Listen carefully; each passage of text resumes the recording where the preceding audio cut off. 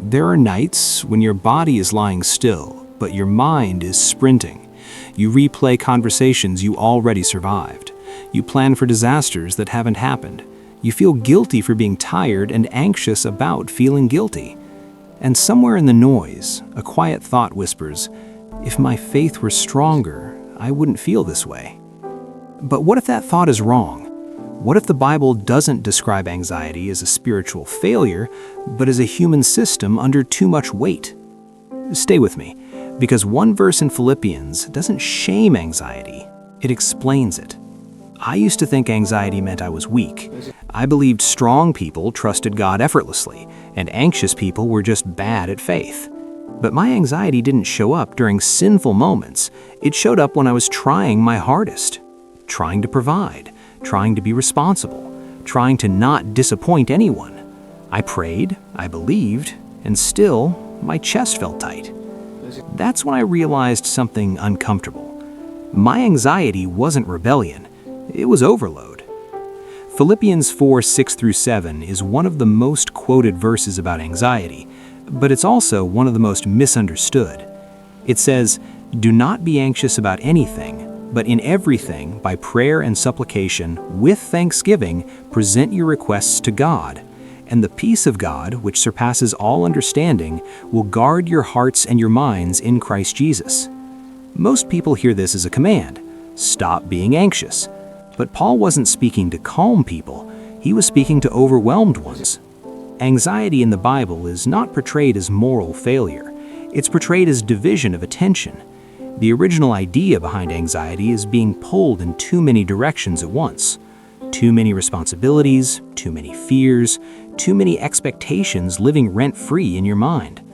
That's why Paul doesn't say, feel ashamed. He says, bring everything. Everything you're carrying. Everything you're afraid to admit. Everything you think God already knows, but you're scared to say out loud. Anxiety happens when the load exceeds the system, not when faith disappears. I remember one moment clearly. Nothing was technically wrong, but everything felt heavy. Bills, family expectations, future uncertainty, silent pressure to have it together. I wasn't sinning, I was surviving. And that's when Philippians 4 stopped sounding like correction and started sounding like permission. Permission to stop carrying everything alone. Paul doesn't say, pretend you're fine. He says, present your requests.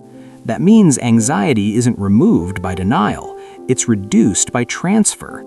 You don't calm anxiety by forcing peace. You calm anxiety by relocating responsibility. Prayer in this verse isn't a performance, it's an unloading.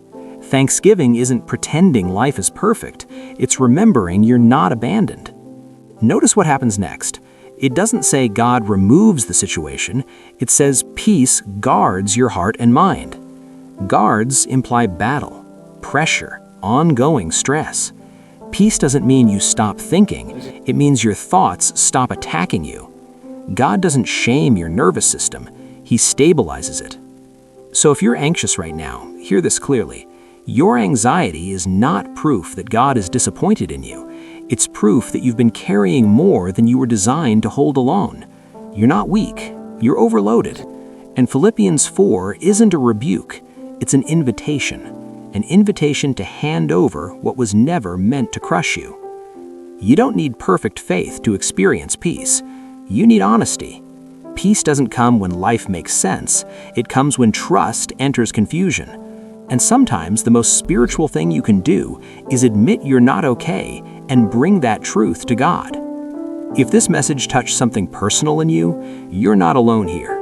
This channel exists for moments like this, for people trying to live faithfully in an overwhelming world. Subscribe if you want more biblical wisdom explained for real life. And stay, because the next video explores how Jesus himself handled anxiety the night before the cross. You are not failing God by feeling anxious. You're being human, and God meets humans right where the weight becomes too much.